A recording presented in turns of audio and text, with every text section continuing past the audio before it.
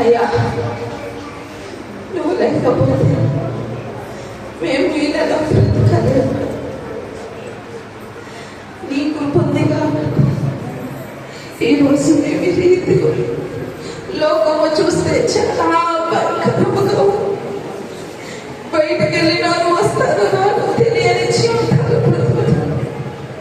సమయము గతించిపోతే మన ప్రభు మేము కోసము ప్రతి దినము ఎదురు చూసి పోషణ నువ్వు లేకపోతే నేను ముందు అడుక్కోలేదు ప్రభు. ఈరోజు నీ యొక్క తండ్రి కృపా బాహుల్యత నీ రెక్కల చాటున మమ్మల్ని, మా కుటుంబాలను, మా మినిస్ట్రీని నీ రెక్కల చాటున మీరు భద్రపరిచి నడిపిస్తున్న దేవా, మాకు మంచి ఆరోగ్యాలు కలగ చేస్తూ ఉన్న దేవా స్తోత్రాలు.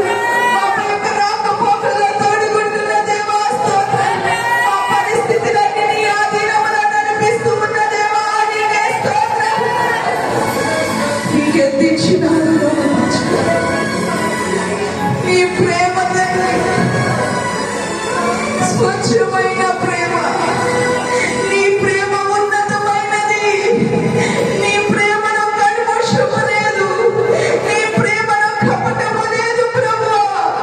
అటువంటి ప్రేమ చప్పుడు వినే యోగ్యత నాకు దయచేయండి. అటువంటి ప్రేమను నేను పొందుకునే కృపను నాకు దయచేయండి. నన్ను అర్పణగా మార్చండి.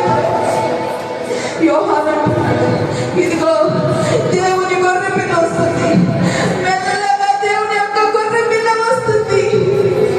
ఆయన చెప్పులు విప్పుడకు నేను అర్హుడను కానే. అవును అర్హులము అయినా అర్హత లేని మాకు అర్హతను కలగజేసిన దేవుడము. నీ యొక్క కృప బాహుల్యత ఎంతో ఉన్నతమైనది. సమీపించి తేజస్సులో నడిపిస్తూ ఉన్న దేవా స్తోత్రం. వచ్చిన ప్రతి ఒక్క బిడ్డను మీరు దీవించండి. ఆశపడి ఏ బిడ్డైతే వచ్చిన్నారో ఆశతో మీ నీటి వాగుల వరకు ఆశపడిన రీతిగా ప్రభా దావీదు అయ్యో నేను నా దేవుని మందిరానికి నేను ఎప్పుడు వెళ్ళగలని ఆశ కలిగి ఉన్నాను. సంతోషంతో పేరెత్తున పడిన ఈ మందిరానికి ఆశ కలిగి వచ్చిన ప్రతి ఒక్క కుటుంబాన్ని దీవించండి. నీ బలమైన అటువంటి ఆశ, అటువంటి తప్పికలు వారి జీవితాల్లో తృప్తిపరిచి కృపను చూపించి కార్యాన్ని జరిగించు. నజరేయుడైన యేసు అతి పరిశుద్ధమైన దివ్య నామమున అడిగి వేడుకొనుచున్నాము తండ్రి. ఆమేన్.